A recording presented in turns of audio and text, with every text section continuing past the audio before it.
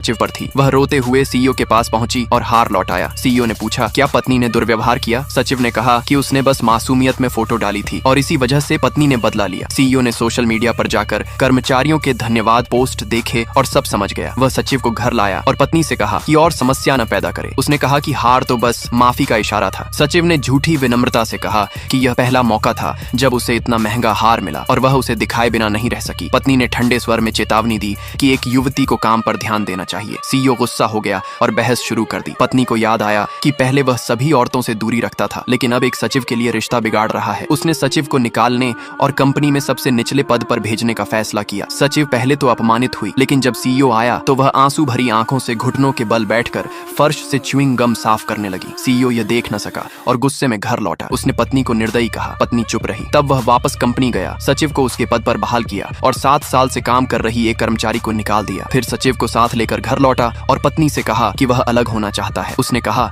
कि अब वह तभी घर आएगा जब चाहेगा और बिना पीछे देखे चला गया। पत्नी समझ गई कि यह विवाह समाप्त हो गया। अगले दिनों में उसने देखा कि सचिव लगातार सोशल मीडिया पर तस्वीरें डाल रही हैं। तब उसने वकील को बुलाया, तलाक का समझौता और संपत्ति का विस्तृत हिसाब बनाने को कहा। बाद में सीईओ का फोन आया। वह चाहता था कि वह उसकी मां के जन्मदिन के भोज में साथ चले। निकलने से पहले पत्नी ने दीवार पर शादी की तस्वीर देखी और नौकरानी से कहा कि सीईओ से जुड़ी सभी चीजें फेंक दें। फिर वह उसके साथ कार्यक्रम में चली गई।